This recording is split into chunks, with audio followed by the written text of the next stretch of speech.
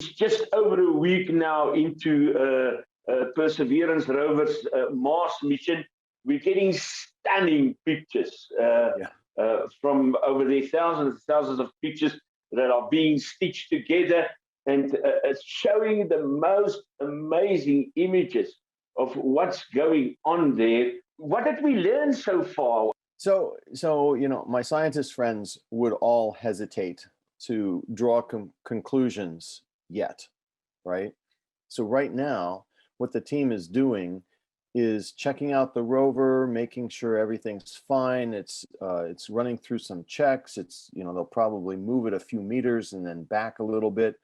In about 2 months, so they do this very slowly because they want to make sure they know all of the idiosyncrasies of these machines, and they do have kind of their own personalities.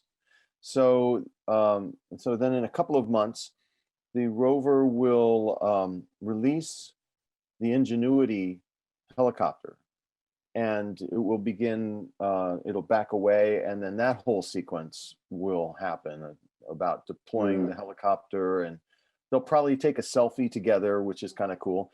And it's just an amazing time to be at Mars, right? The UAE arrived, China arrived, the US arrived. It's getting to be a crowded place. Tell us, where exactly is this rover at the moment, and what size of area, just for us to come to grips with it, what size of area it's covering at the moment? Yeah, so it's in the pen of a very large lake that's now dry. And this lake would be about the size of a small city. But it enters, or it's landed in a region in the lake that is what we would call on Earth a river delta. Yeah. So, a river flows in, and all the silt that it's carrying, when it gets into the lake, it settles out, and it creates these deposits called the delta. Well, that's a perfect place to look for ancient life. And we kind of want to know, did Mars ever have life existent on the surface? And we're not talking about little green men. We're mostly talking about microbes and that sort of thing, bacteria. Yes.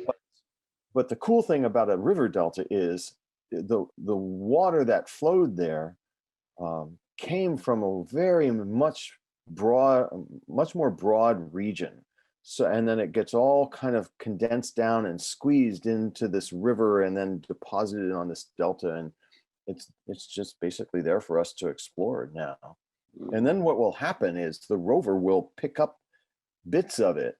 Once it finds something important, it'll pick up bits of it and cache it. That's put it inside of a tube and leave it on the surface there for a future mission to come pick up and hopefully bring back to Earth.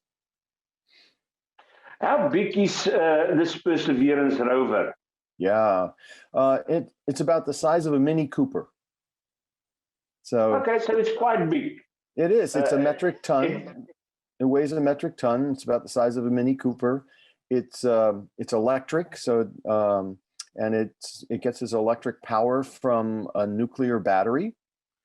So we don't use solar panels on the rover. The helicopter does, but not on the rover.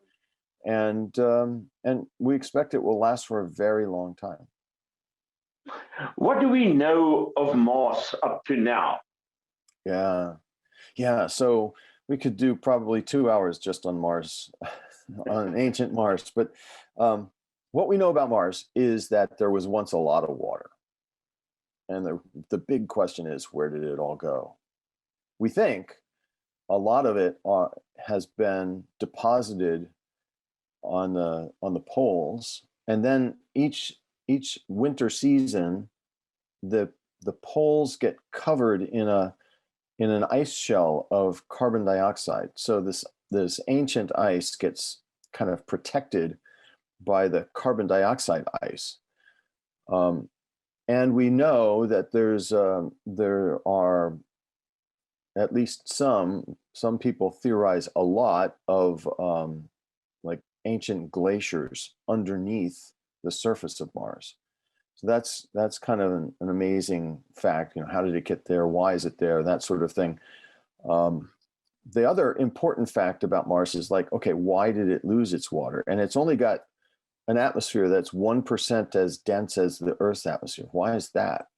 And what we believe happened is that Mars either never formed or lost its coherent magnetic field. The Earth is protected by a magnetic field.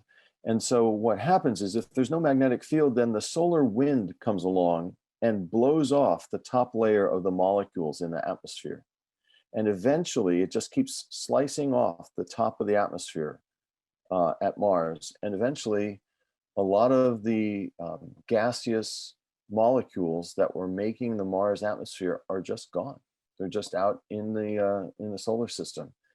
And so that's a concern. It's a geophysical effect that we want to try and understand about Earth, because it helps us understand what the future of our planet might be by looking at the past of Mars and wait for the next warm season. The other question that I want to ask from you is, if it is so difficult to have life on Mars, how will it be possible to accommodate humans for someone like Elon Musk's experiment to exist on Mars? Are they going to eat potatoes like which was the American movie? Yeah. About Mars? Well, we have a long way to go before we could sustainably occupy Mars. There's a lot of technology that would have to be invented. We'd have to make some decisions about habitats and how we would live and work on Mars. How would we, as you've brought up, how would we grow food? How would we get food?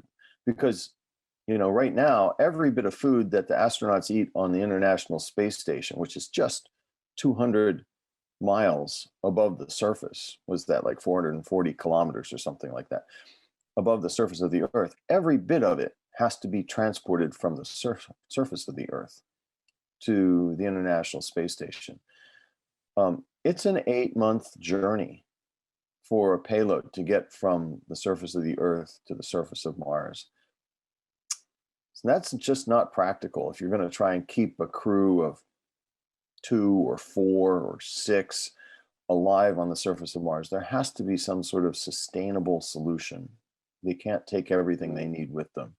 And so that's what we call in situ resource utilization. And the first step of that is figuring out how to take the carbon dioxide on Mars and turn it into oxygen.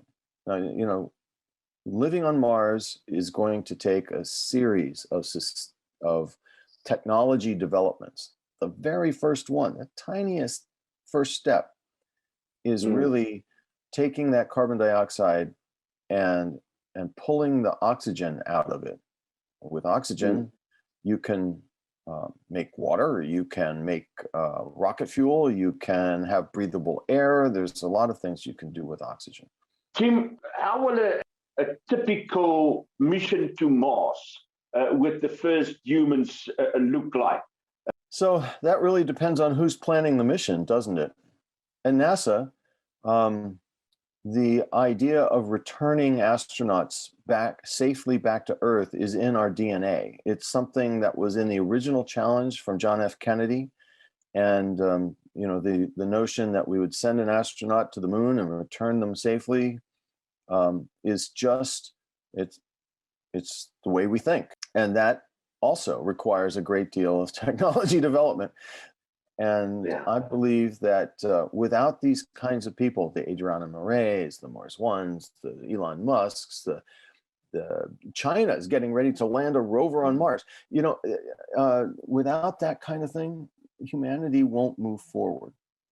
And I think the last bit of messaging that I would, leave with your audiences is that space exploration is an opportunity for Earthlings to come together in the pursuit of peace, because you do Mm. these very complicated things, these challenges, not so much to get a leg up on the other nation, but to cooperate so that all humanity understands the fundamental science questions.